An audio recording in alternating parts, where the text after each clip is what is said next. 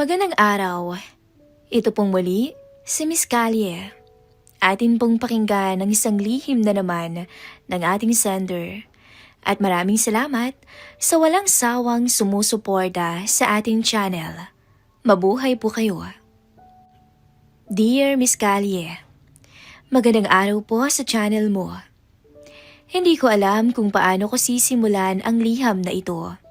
Pero siguro, ang pinakamadaling sabihin ay, hindi ko akalaing darating ako sa puntong ako mismo ang sisira sa tiwala at imahe ko sa mister ko. Ako nga po pala si Ira, 28 anyos. Kilala sa lugar namin dahil sa itsura ko. Hindi po kasi sa nagyayabang, pero mistisa akong babae. Foreigner po ang tatay ko, kaso iniwan po kami nito bata pa lamang ako. Kaya lumaki akong si mama lamang ang kasama ko. Hindi naging madali ang buhay namin. Lalo't hindi naman po kami mayaman. Pero kahit ganun, napagkakamalan pa rin po akong mayaman sa klase. Siguro dahil na rin po sa itsura ko na hindi mukhang Pinay. Kahit ganun po, hindi po ako pihikan pagdating sa pag-ibig. Hindi ako naghahanap ng mayaman o gwapo. Basta't marunong magmahal at nagsisikap ay sapat na sa akin. Dito ko po nakilala si Julius, ang asawa ko.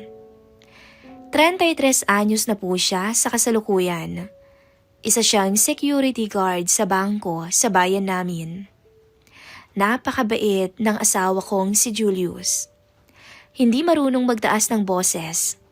At higit sa lahat, hindi mabisyo.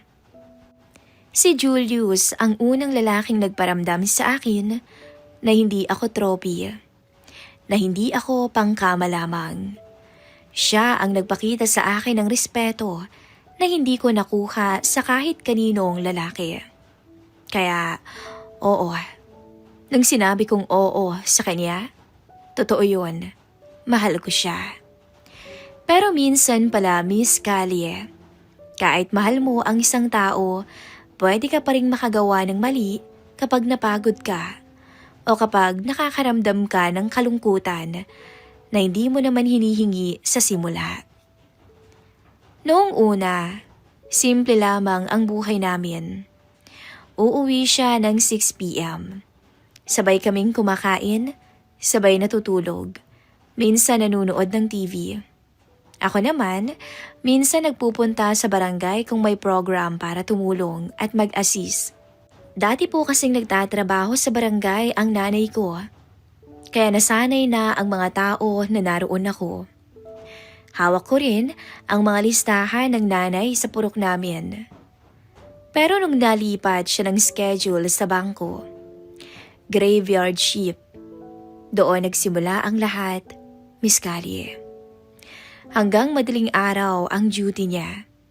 Pag-uwi niya, pagod na, antok na, natutulog na siya agad. Ako naman pagising pa lang. At na-realize ko na lang isang araw. Isang linggo na kaming hindi nagkakausap ng medyo matagal-tagal. Pero kahit ganoon, hindi ako nagrereklamo. Pero inaamin ko sa sarili ko, nalulungkot ako. At pati pangangailangan ko bilang babae sa kama, hindi na rin naibibigay ng mister ko dahil sa sitwasyon namin. Sa totoo lang, nung mga panahong yun, gusto ko na rin magka-baby. Kaso, lalo pang lumabo dahil sa ship niya. Doon ako nagsimulang naging marupok. At doon pumasok sa buhay ko si Kapitan Reyes. Hindi niya po tunay na pangalan. Barangay Captain po siya sa lugar namin. 56 anyos na po ito. May edad na, Miss Callie, pero maayos pa rin ang tindig at malinis kung titingnan.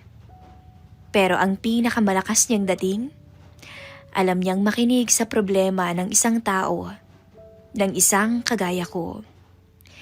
Hindi ko yon napansin noong una. Akala ko normal lang na ganoon ang kapitan sa lahat. Until napansin ko na iba ang tono niya pagkausap niya ako. Ira, hindi ka ba napapagod dyan kakalaba? Nga pala, hindi ko pa nakikita si Julius. Kumusta siya? Sabi niya minsan nang madaanin niya ako sa bahay.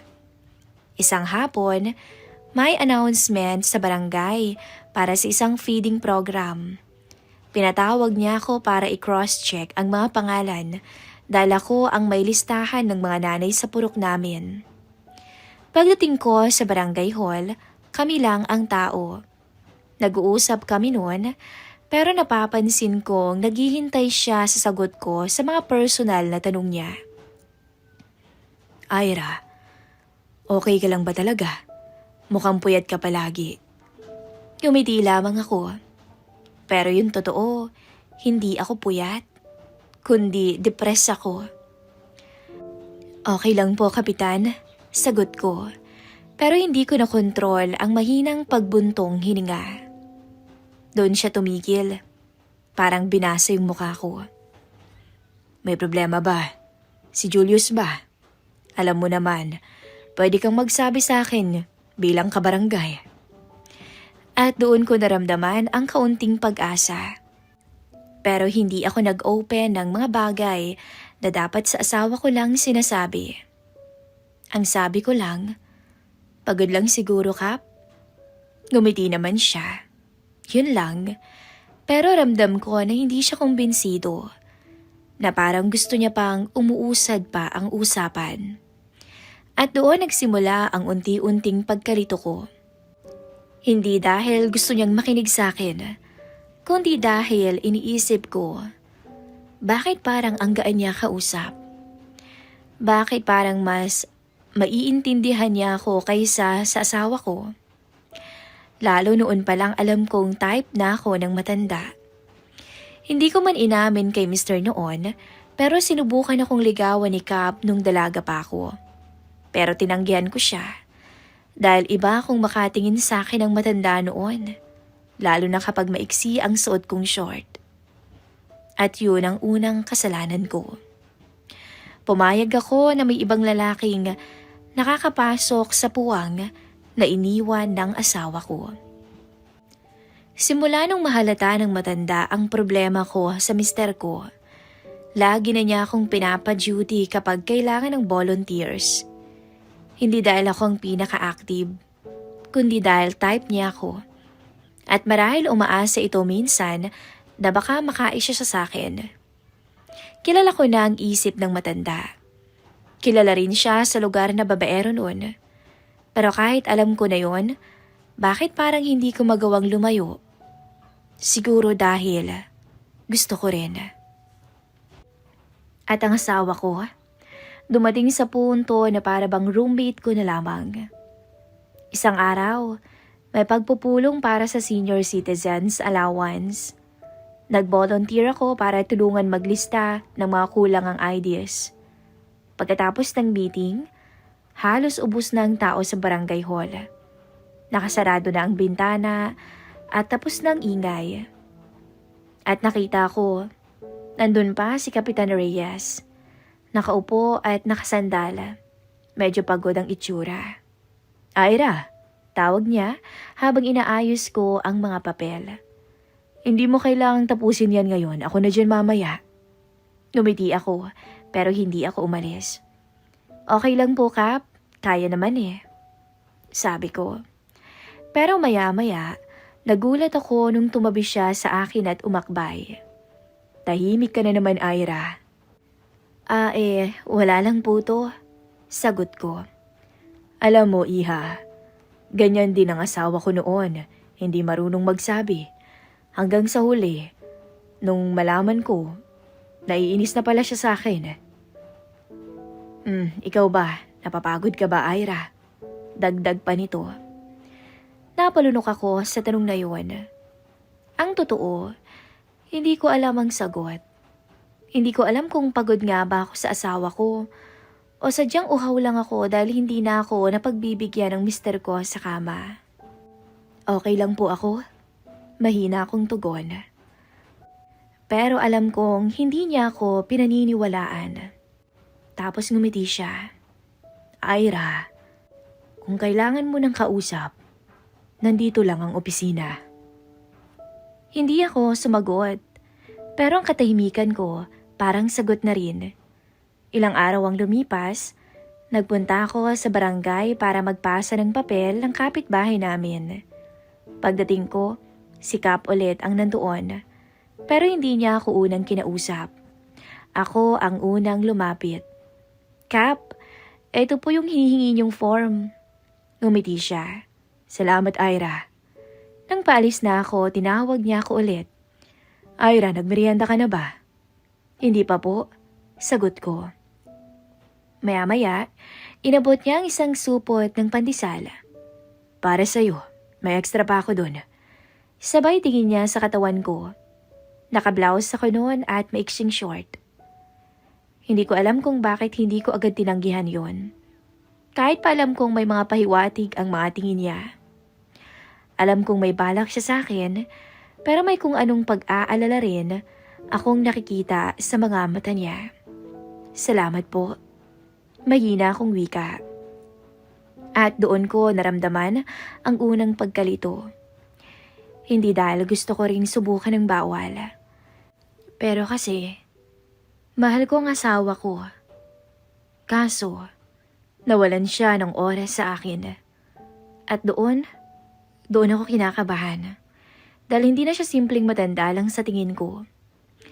Isa na siyang lalaki na pwedeng magpasaya sa akin hindi lang sa simpleng usapan, kundi pati na rin sa kama. Nagiging tao siyang handang makinig sa akin at ako yung misis na matagal na naghihintay na mapakinggan. Hindi ko pa alam noon, pero iyon ang araw na nagsimula akong malito kung saan ako dapat tumuloy. Sa mali ba na masaya o sa tama pero titiisin ang lungkot. Hindi ko na mabilang kung ilang araw ko pinilit kumbinsihin ang sarili ko na wala lang lahat. Na normal lang na may nag-aalala at kumakausap sa akin. Na wala namang mali as long as hindi kami gumagawa ng mali. Pero ang totoo, nagsimula na akong mag-assume na baka may mangyari sa amin. Na baka pumayag na ako if ever. At yun ang pinakamadalang kasalanan. Yung pakiramdam na may inaasam-asam ka sa isang taong hindi mo asawa. At hindi ko akalain na darating ang araw na lumampas ako sa hangganan.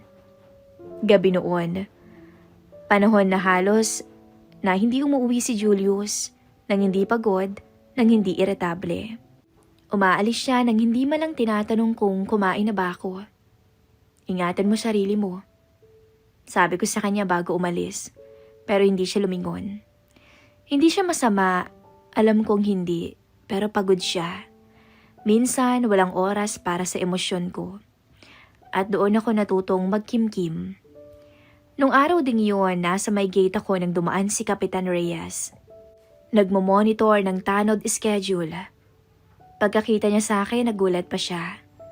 Ira, diyan ka lang mag-isa? Tumango ako. Umalis po si Julius. Duty.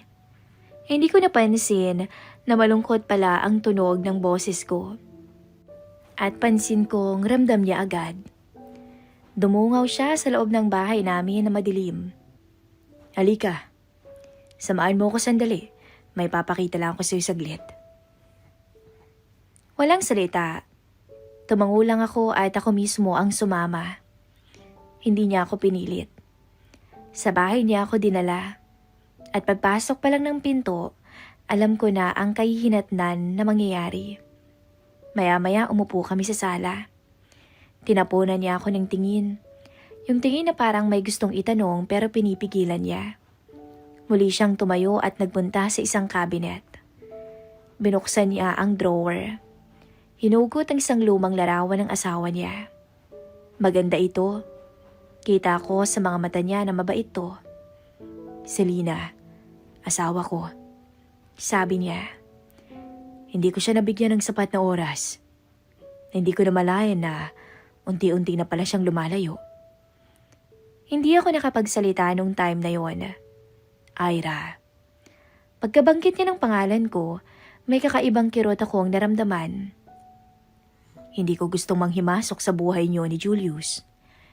Pero nakikita ko sa iyo yung nakita ko dati sa misis ko. Ano po yun? Mahina akong sagot. Yung hindi nagsasabi na kulang na pala siya sa atensyon. Parang ikaw yun. At doon napaiyak ako. Hindi ko sinasadya. Parang gumuhulat ang tapang ko sa loob ng ilang buwan. Maya-maya, inabot niya ang panyo niya. Hindi niya ako hinawakan. Inabot niya ang panyo na parang sinasabing, hindi mo kailangang magpanggap dito. At yun ang pinakamapanirang sandali. Hindi ang luha, kundi ang pakiramdam ng pag-unawa. Unang beses sa mahabang panahon na may nakarinig ng hinaing ko nang hindi ako hinuhusgahan. At doon ako sumuko. Hindi sa pagnanasa, hindi sa kasabikan sa kama, kundi sa pakiramdam na hindi ako mag-isa nun. Nang magtapat ako na, Kap, hindi ko na alam kung mahal pa ba ako ni Julius eh. Doon niya lang tinapat ang mata niya sa akin at mahinang nagsabi, Ira, may mga pagod na kailangan lang ng pahinga. Hindi dahilan para maghanap ng bago. Sabi niya, hanggang sa namalayan ko na lang ang isang haplos sa hita ko pataas. Hinayaan ko siya miskali, pero kusang nangilid ang luha ko. Hanggang sa alisin ko ang kamay niya. Pasensya na, Kap. Hindi ko po kaya eh. Nasabi ko. At naintindihan naman niya ako. Pero bago kami umuwi, nung sundan niya ako palabas ng bahay, nagkatinginan kami. Pareho naming alam. Isang hakbang na lang, may mangyayari na. At doon ko ginawa ang pinakamahirap na desisyon. Tinalikuran ko siya. Pero bago ko makalayo, tinawag niya ulit ang pangalan ko. Ira. Paglingon ko, andun sa mata niya ang isang bagay na hindi ko makakalimutan. Kung magbagong isip mo, andito lang ako. At doon ko naramdaman na ako ang may problema. Hindi ang asawa ko. Ako ang nawalan ng tiwala. Ako ang naghanap ng atensyon. Ako ang muntik ng maangkin ng ibang lalaki. At hanggang ngayon, hindi ko alam kung paano ko ibabalik lahat sa dati. Kaya ngayon, ang tanong ko lang sa channel mo, Miss Kali, kung kayo ang nasa lugar ko at nararamdaman nyo ang pagbabago sa sarili, lalayuan nyo ba yung matanda o hahayaan siyang makialam sa buhay nyo? Sana'y mapayuhan nyo ako. Lubos na umaasa, Ira. Hanggang dito na lamang po ang kwento natin ngayong araw, mga solid listeners. Ating abangan pa ang susunod na confession dito lang sa ating channel. Paalam.